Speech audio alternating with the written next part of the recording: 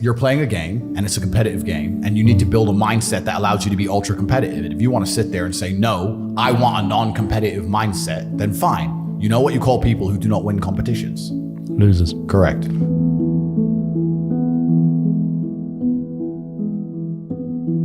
I've had this conversation with a bunch of people, and my basic premise is that I refuse to believe in things that take power away from me.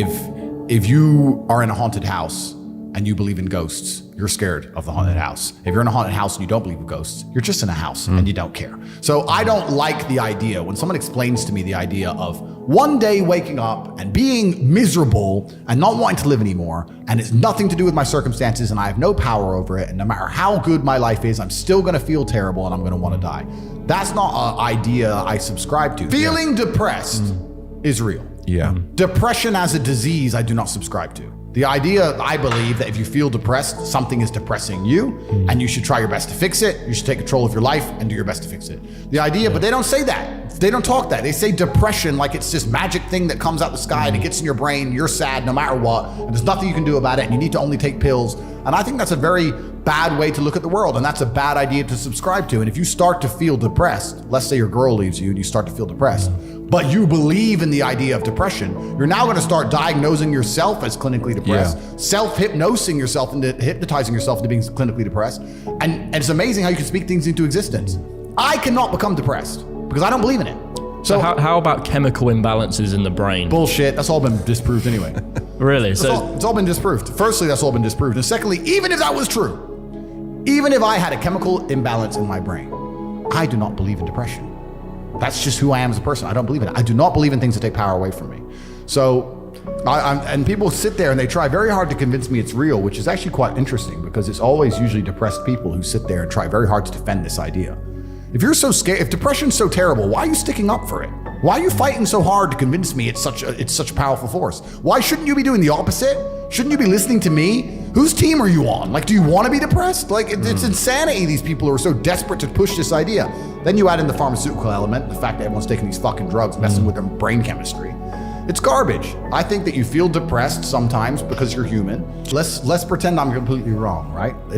We can look at situational depression like you just described. We can talk about brain imbalance and chemical imbalance. We can talk about clinical depression that you get and it's chronic and there's nothing you can do about it, whatever. Let's pretend all these things are completely true. The best option, the best thing to do is still to get up, be an adult, control your emotions, be stoic, and do the things you're supposed to do day after day. Laying in bed and doing nothing is never gonna be the best option. The best option is still to go to the gym, to work hard, to run your business, and to be successful. So it doesn't matter, we're talking about the different positions on the chessboard. But if the rules of the game remain the same, regardless of the position you're still trying to win, you still have to do the same things. So does it even matter at this point? If you come along and say he's depressed because of X, and he's depressed because of Y, and he's depressed because of Z, and the answer to all of them is still the same thing, then I don't give a fuck why you're depressed. All I know, what I will say as a matter of fact, is this world is hyper competitive, especially as a man. Most men are walking through life and they don't realize that it's constant competition. I was driving here, even as I was driving here, I was looking out the window and I was looking at all these people just walking around. One of them had a fucking croissant. One of them was dressed like a dickhead because it's London. He thinks he fucking looks cool. This is a fucking moron. We've all seen them. Yeah, moron. Some of the dude just talking shit on the phone. Some other guy with headphones in, waiting to be fucking murdered, wouldn't even hear it coming. And all these NPCs, I'm just looking at them going, do they realize they're in endless, constant competition? Every single pound they want, someone else wants. Every single girl they want, someone else wants. There are people like me out here. I will destroy, you could get all 30 of them in a room and I will sit by myself and absolutely annihilate them in any single metric. And they're just sitting there just fucking floundering and wandering through life unaware of how competitive the world is. Well, and whinging how unfair it is. And how unfair it is. And this is my point. If the world is truly that competitive, you do not have time to be depressed because it's a non-competitive mind state. You could be depressed for X, Y, Z, whatever. I'm not depressed. And I want the money you want, and I want the girl you want, and I want the status you want, and the car you want, and the house you want. And I'm gonna get it, and you're fucking not. And that's the bottom line of life. If you gave that guy that stuff, he probably wouldn't be depressed anymore. Well, he's get up off his ass and work then, doesn't he? And this is the point. You're playing a game, and it's a competitive game, and you need to build a mindset that allows you to be ultra competitive. And if you want to sit there and say, no, I want a non-competitive mindset, then fine. You know what you call people who do not win competitions? Losers. Correct.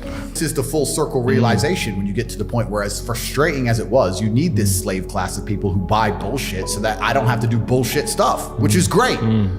But if you're, and not everybody's mind can be free because in society it would break down, but Of course, some people's minds are designed for freedom and some people's aren't, but it's amazing when you're talking to the slave mind trying to get through to them. And it played out even in my cancellation. There are people who would sit and get furiously angry about the subject of me, saying I'm a bad person. And when you ask them one bad thing I've said, they don't know.